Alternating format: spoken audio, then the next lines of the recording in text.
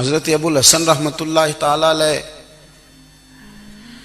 حضرت معاذ ابن جبل رضی اللہ تعالیٰ عنہ کے پاس بیٹھا کرتے تھے. فرماتے ہیں ان سے جو پیار بڑھا تو پھر میرا مصلی سے بھی بڑھ گیا.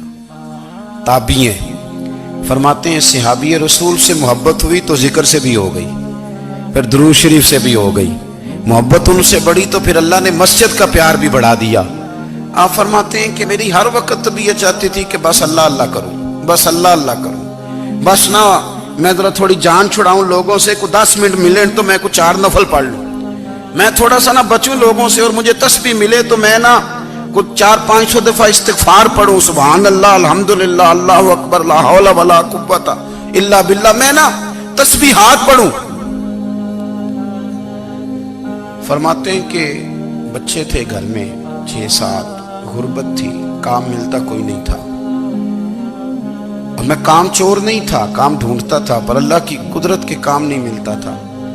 فرماتے ہیں کہ میں نے ایک دن اپنی اہلیہ سے کہا کہ آج میں پھر جاتا ہوں کام ڈھونڈنے. تو میری بیوی بڑی فرما بردار تھی, پر اس دن نہ غربت کے ہاتھوں تنگ آ کے کہنے لگی آج نانا کوئی تو چیز لے کے آیا.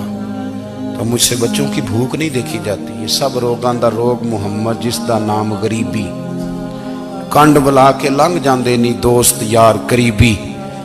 آج نہ کچھ لے کے آیا تو میں بچے لے کے میکے چلی جاؤں گی.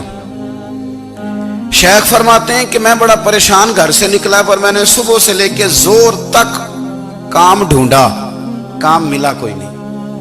تو میرے دل میں خیال آیا چلو کام نہیں ملتا تو اللہ اللہ تو کرے نا, چلو بندوں کی مزدوری نہیں ملتی تو رب کریم کی عبادت ہی کرتے ہیں. فرماتے ہیں کہ میں نے نا فرات کے پانی سے وضو کیا, نہر کے, شدید دھوپ تھی, ساتھ ریت تھی اور ریت تپ رہی تھی. میں نے اپنا رومال وہیں مصلی کے طور پر بچھا لیا, اور فرماتے ہیں کہ زور سے لے کر عصر تک نماز پڑھی, دھوپ بھی پورے زور پہ, پر میرے سجدے کا ذوق بھی پورے زور پہ. فرماتے ہیں سورج بھی چمک رہا ہے اور رب کی عبادت کا ذوق بھی پورے زور پہ. میں سجدہ کروں تو پھر میرا اٹھانے کو جی نہ چاہے. میرے استاد لکھا کرتے تھے, یہ ان کا شعر ہے, وہ کہا کرتے تھے مجھے سوز دے, مجھے ساز دے, اور مجھے نیم شب کا نیاز دے, دم سجدہ خود کو میں توڑ دوں, مجھے ایسا ذوق نماز دے. اور میں تیری بہار کا پھول ہوں, میں کھلا بھی ہوں تو تیرے لیے, مجھے میری شاخ سے توڑ لے, مجھے اپنی زلف کا ناز دے. بھائی فرماتے ہیں کہ عصر تک میں نے نفل پڑھے, دل ڈھلنے لگا, عصر کی نماز پڑھی اور میں وہاں سے چلا. اب میں جب نکلنے لگا تو دل میں خیال آیا کہ چھوٹی چھوٹی دیواریں ہیں گھر کی, بغیر کچھ لیے جاؤں گا تو بیوی دور سے دیکھے گی تو شور کرے گی کہ پھر خالی ہاتھ آ گیا ہے. کہتے میں نے اپنے اسی رومال میں جس میں میں نے نماز پڑھی تھی نا, رومال میں کی آخی دے پنجابی جسافہ کہتے ہیں, اسی میں نا میں نے کچھ ریت بھر لی کہ وہ دور سے دیکھے گی تو سمجھے گی کچھ لے کے آیا ہے, چلو جا کے اسے بتا دوں گا کہ آج پھر مزدوری نہیں ملی. کہتے ہیں وہ ریت لے کر جب میں گھر میں گیا تو پہلے بیوی دروازے پہ کھڑی ہوتی تھی, پوچھتی تھی خالی ہاتھ آ گئے ہو, آج میں نے دیکھا تو ہے ہی کوئی نہیں. فرماتے ہیں میں اندر داخل ہوا, سلام لیے, کونے میں نے وہ رومال رکھ دیا اور میں نے آواز دی کہ بھلی مانس کہاں ہو. تو وہ کہنے لگی آپ منہ ہاتھ دھو لیں, میں روٹی لے کے آئی. میں نے کہا روٹی کہاں سے آ گئی, یہاں تو کئی دنوں کے فاقے, تو کئی دنوں کی غربت ہے, یہاں تو اس گھر میں تو فقیری ہے. فرماتے ہیں کہ وہ روٹی لے کے آئی اور اس وقت کی جو موجودہ نعمتیں تھیں, سمجھنے سلاد اچار ہر چیز ساتھ لائی. میں نے کہا کہ بچے کہاں گئے, کہنے لگی وہ کھانا کھا کے کھیلنے گئے, آپ کھانا کھا لیں آ جاتے. کھانا اس نے چن دیا. میں نے حیرت انگیز لہجے میں ساری نعمتیں اپنے دسترخوان پہ دیکھ کر کے بیوی سے پوچھا یہ کہاں سے آیا کھانا, بچوں کو تو نے کہاں سے کھانا کھلایا, یہ سارا کچھ کیسا ہے.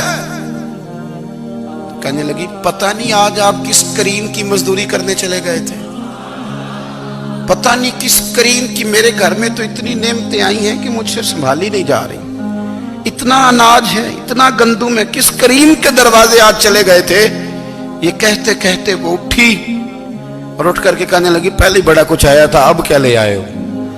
اور جا کر کے نا اس نے وہ ریت والا رومال کھولا کہنے لگے میں تو لے کے آیا تھا ریت، تو میرے رب نے اسے بھی سونے اور ہیرے بنا دیا تھا۔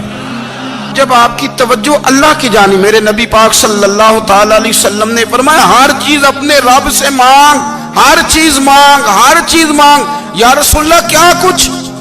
میرے محبوب نے فرمایا تیرے گھر میں نمک بھی ختم ہو جائے تو وہ بھی اپنے رب سے مانگا کر، تو مانگنا وہ تجھے دے گا، تو اس کی بارگاہ میں کشکول طلب دراز تو کرنا۔ اور ترمذی شریف میں عجیب لفظ ہے، رسول کائنات نے فرمایا، رب کریم فرماتا ہے جب میرا بندہ ہاتھ اٹھاتا ہے نا تو مجھے حیا آتی ہے کہ میں خالی کیسے لوٹا دوں اس کے۔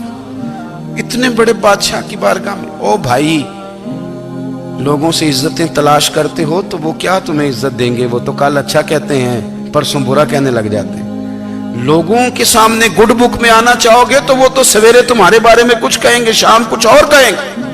اپنی روحانی زندگی آباد کریں، اپنے مسلح کو وقت دیں، اور دنیا سے چھپ کر اس موبائل کو بند کر کے اور اپنے آپ سے بھی چھپ کے اور تنہا ہو کے چھپا کے سارا کچھ اپنے آنسو اپنے رب کی بارگاہ میں پیش کریں، اس کے حضور حاضری دیں۔ سنو نا ترمذی کی حدیث اور اسے یاد رکھنا، نبی پاک علیہ السلام نے فرمایا اپنے دکھ لوگوں کے سامنے نہ بیان کرنا، سیٹھوں نوابوں کو نہ بتاتے پھرنا، دنیا داروں کے سامنے جا کے نہ رونا کہ میں تکلیف میں ہوں۔ فرمایا اگر دنیا داروں کو دکھ بتاؤ گے رب تمہیں کبھی غنی نہیں کرے گا، اور لوگ ہیں کہ الٹا مذاق اڑائیں گے۔ آپ کی جس سے بڑی پکی یاری ہے نا، پکی، وہ تب تک پکی ہے جب تک آپ نے 50,000 مانگا نہیں، اور جس وقت آپ نے کہہ دیا کہ میں مجبور ہوں میری مدد کر تو پھر ختم ہو گئی دوستی۔ لوگوں کی تعلقات آپ کے ساتھ تب تک ہیں جب تک آپ ان سے کوئی ضرورت وابستہ نہیں کرتے۔ کریم محبوب فرمانے لگے بندوں کے سامنے دکھ نہ بیان کرنا، اللہ تجھے کبھی غنی نہیں کرے گا۔ تو اپنے دکھ اپنے رب کو بتا، تو دعائیں مانگ، تو اس کی بارگاہ میں حاضر ہو، تو اس کے حضور عرض کر۔